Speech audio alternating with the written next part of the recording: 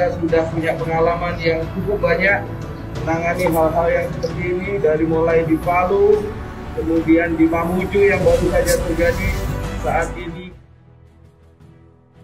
Tak lagi gelap gulita, cita-cita RI sambungkan listrik Sabang Merauke bakal terwujud.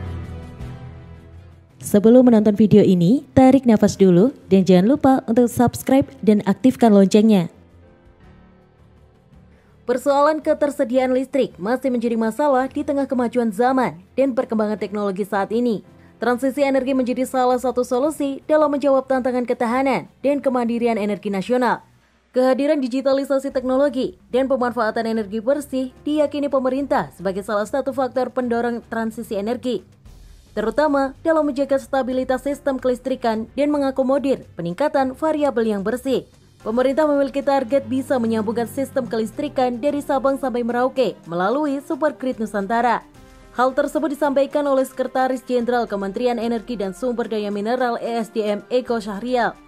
Kementerian ESDM juga telah mewacanakan Super Grid Nusantara, menghubungkan jaringan listrik antar pulau besar serta Papua, Maluku, dan Nusa Tenggara sebagai solusi potensial guna meningkatkan pengembangan energi terbarukan dengan tetap menjaga kestabilan dan keamanan sistem kelistrikan.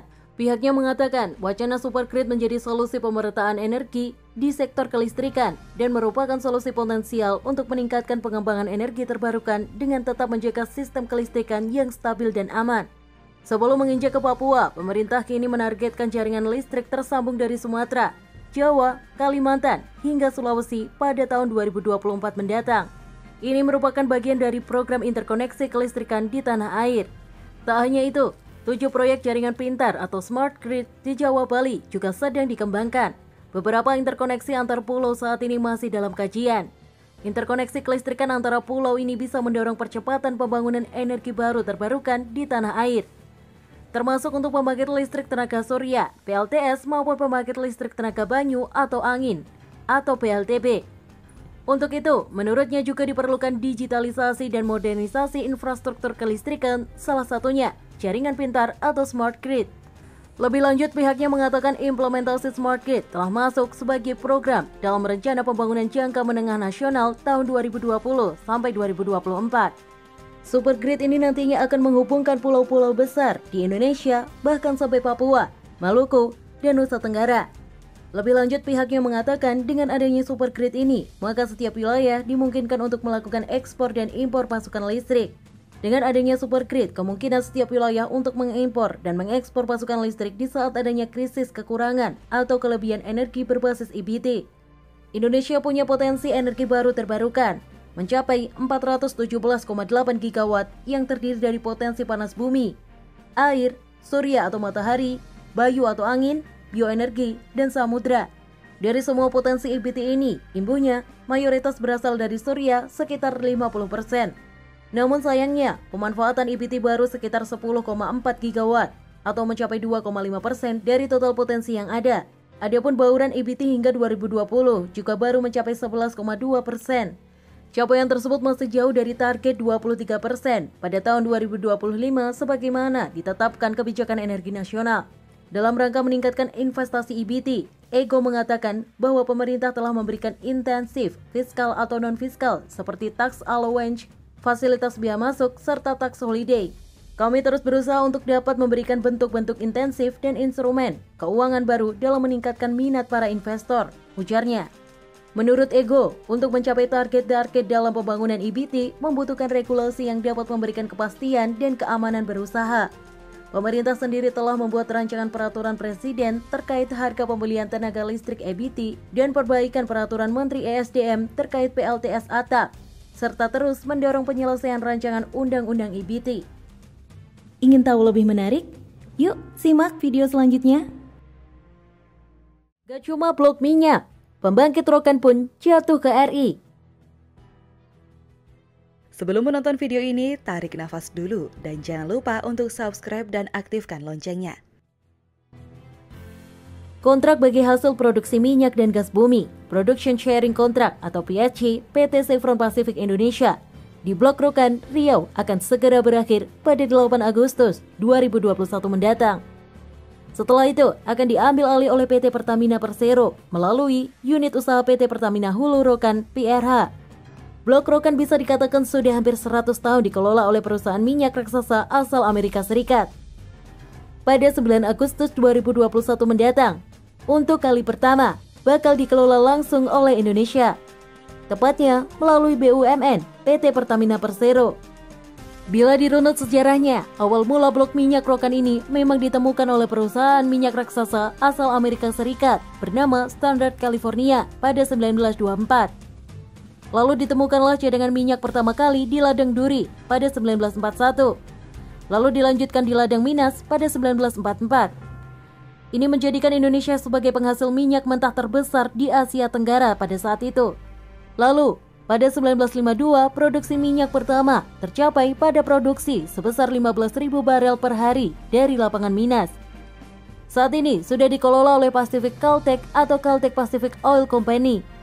Lalu Caltex berhasil mencatatkan produksi puncak sebesar 1 juta BPH minyak pada Mei 1973. Lalu pada 2001, Caltex menjadi bagian dari Chevron Texaco Corp dan akhirnya pada 2005, Chevron Texaco Corp pun berubah menjadi Chevron Corporation. Setelah sekitar 97 tahun, kini Blok Rokan akhirnya beralih ke badan usaha milik Indonesia. Jelang pengalihan operasi Blok Rokan kepada Pertamina, Chevron masih membawa Blok Rokan sebagai blok minyak dengan produksi terbesar kedua di Indonesia. Setelah Blok Cepu yang dikelola ExxonMobil Cepu, kini produksi minyak di Blok Rokan mencapai rata-rata sekitar 165.000 barel per hari. Namun, tidak hanya blok minyak yang jatuh ke pangkuan Ibu Pertiwi. Namun, begitu juga dengan pembangkit listrik di Blok Rokan. Selama ini, pasokan listrik Blok Rokan berasal dari PT Mandau Cipta Tenaga Nusantara yang mayoritas sahamnya dimiliki oleh Chevron Standard Limited. Akuisisi pembangkit ini ditandai dengan penandatanganan share sale dan purchase agreement atau perjanjian jual beli saham antara PT PLN Persero dengan CSL unit usaha Chevron, pemilik saham mayoritas MCTN. Pembangkit listrik tenaga gas North Duri Cogeneration berkapasitas 300 MW ini telah dibangun sejak 20 tahun lalu dengan nilai investasi sekitar 190 juta US dollar atau sekitar 2,7 triliun rupiah. Direktur Utama PLN Zulkifli Zaini mengatakan akuisisi ini menjadi bukti komitmen PLN dalam menyuplai listrik di Blok Rokan. Diharapkan melalui penandatanganan jual beli saham ini akan terjadi kemitraan dan kerjasama yang baik. Penandatanganan SPA Wilayah Kerja Rokan antara PLN CSL ini merupakan titik strategis untuk memastikan operasi Rokan. Kemudian setelah transisi ini, PLN akan membangun transmisi dari sistem Sumatera untuk memenuhi kebutuhan listrik Blok Rokan. Waktu yang dibutuhkan untuk membangun transmisi ini adalah 3 tahun. Setelah itu Blok Rokan akan kami sambungkan dengan sistem kelistrikan Sumatera. Sehingga tahun keempat dan seterusnya listrik Blok Rokan akan disuplai oleh listrik PLN dari regional Sumatera. Menteri Energi dan Sumber Daya Mineral Arifin Tasrif meminta kepada PT PLN untuk menjaga keandalan listrik di Blok Rokan Riau. Pasalnya, Blok Rokan adalah salah satu wilayah kerja minyak dan gas bumi yang strategis. Apalagi, sebesar 25% produksi minyak nasional berasal dari Blok Rokan ini. Selain itu, cadangan minyak di blok ini pun menurutnya masih sangat besar. Keberlangsungan produksi blok ini akan memberikan manfaat yang maksimal untuk negara dan juga memberikan efek berganda bagi daerah sekitar. Oleh karena itu, perlu pengelolaan yang baik agar manfaat bisa tercapai secara optimal. Wilayah kerja Rokan yang akan dikelola Pertamina Hulu Rokan mulai 9 Agustus 2021 ini butuh listrik 400 MW dan uap sebesar 335.000 barel steam per hari. Pembangkit listrik dan uap harus andal dan efisien, bahkan perlu ditingkatkan dengan manfaat interkoneksi dengan Sumatera.